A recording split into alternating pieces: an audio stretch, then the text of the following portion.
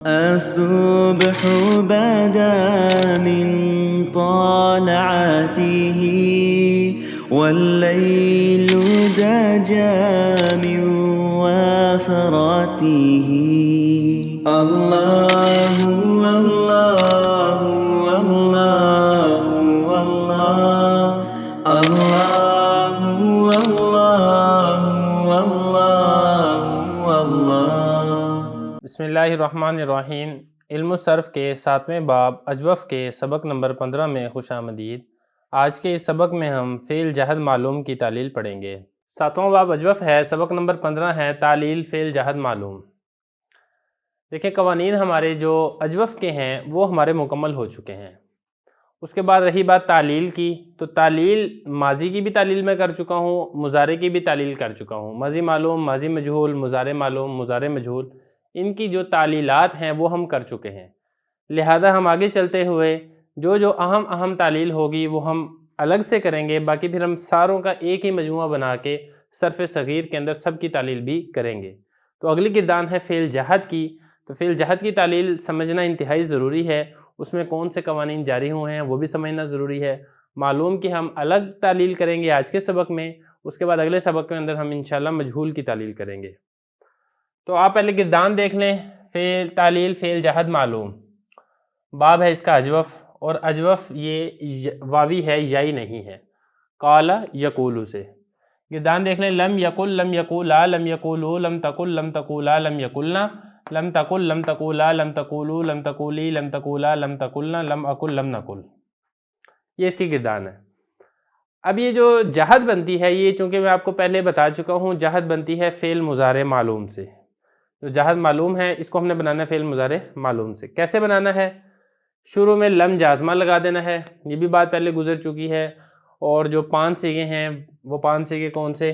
1، اس کے بعد 2، اس کے بعد یہ 3، اور اس کے بعد یہ 4 اور یہ 5.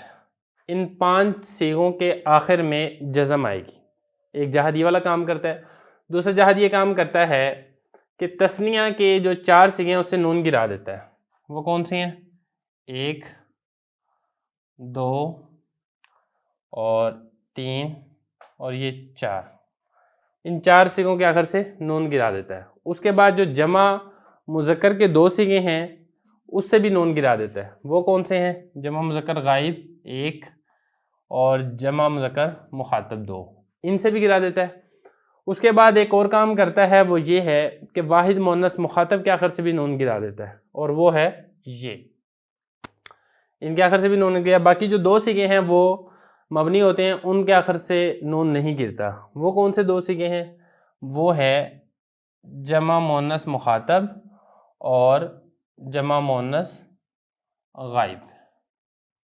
اس ترتیب سے یہ والا جہد کام کرتا ہے. یہ تو جہد کا وہ کام ہے جس نے تمام گردانوں کے اندر کرنا ہے.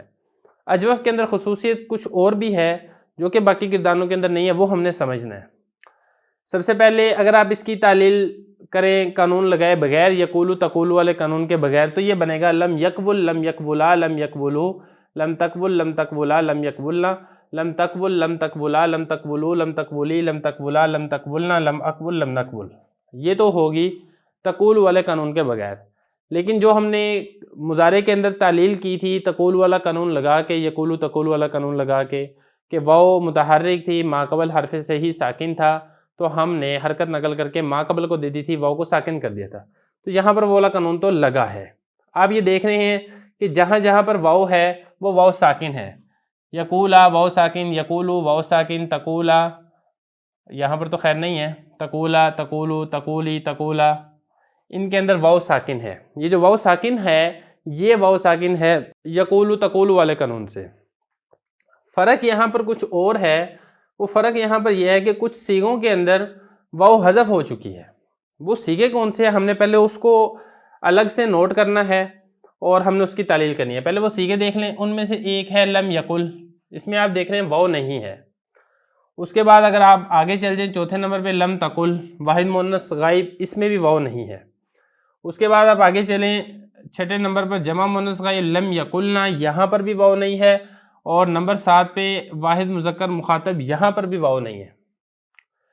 آگے چلیں، آگے اگر آپ دیکھیں گے تو یہ 12 نمبر پر جمع مؤنث مخاطب میں بھی واو نہیں ہے، واحد متکلم میں بھی واو نہیں ہے، جمع متکلم میں بھی واو نہیں ہے۔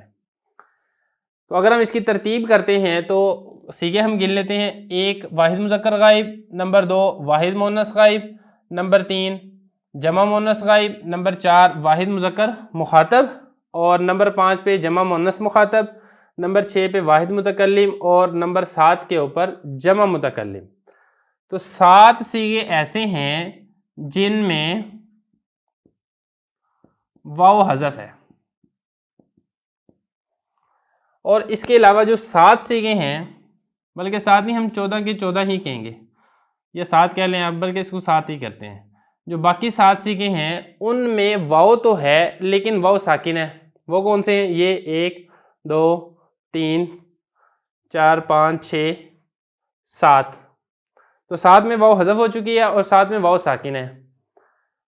تو اگر ہم اس کی ترتیب کرتے ہیں تو جو واو ساکن ہے وہ میں آپ کو بتا چکا ہوں کہ وہ ساکن ہو رہی ہے یقولو تقولو والے قانون سے۔ اب جیسے یہ لم یقولا لم یقولا تھا، تو یقولو تقولو والے قانون سے واو کی حرکت نقل کر کے ماقبل کو دی تو لم یقولا ہو گیا۔ تو ان 7 صیغوں کا تو سمجھنا مشکل نہیں ہے، البتہ جہاں پر واو حذف ہو رہی ہے اس کو تھوڑا سا سمجھنا پڑے گا۔ دیکھیں یہ جو واو حذف ہو رہی ہے، یہ ایک تو یقولو تقولو والا قانون لگ رہا ہے، دوسرا اس میں قانون لگ رہا ہے التقاء ساکنین والا۔ وہ کیسے؟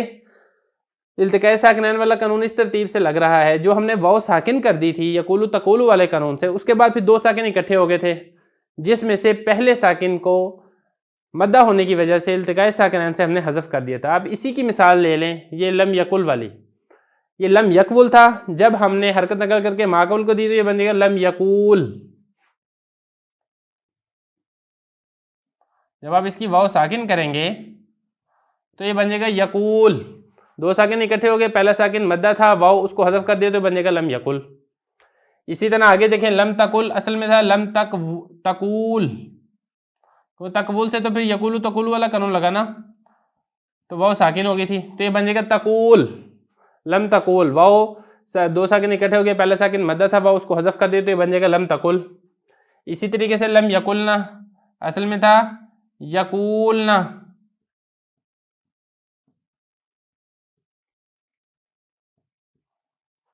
دو ساکن اکٹھے ہو گئے، واو اور لام، پہلا ساکن واو مدہ تھا اس کو حذف کر دیا تو بنے گا لم یقلنا۔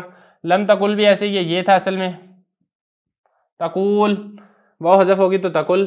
آگے چلیں، اس کے بعد آگے یہ ہے لم تقلنا اصل میں تھا تقولنا، یہ میں آپ کو بتا چکا ہوں واو ساکن کیسے ہوئی تھی یقولو تقول والے قانون سے، تو واو حذف کر دی تو بن جائے گا تقولنا۔ اقول اصل میں اقول، واو کو حذف کر دیا تو اقول۔ نقول اصل میں نقول، تو جب ہم نے واو کو حذف کر دیا تو یہ بن جائے گا لم نقل۔ تو اس ترتیب سے آپ نے فعل جہد معلوم کی تعلیل پڑھی ہے۔ اگلے سبق کے اندر ہم انشاءاللہ فعل جہد مجہول کی تعلیل پڑھیں گے۔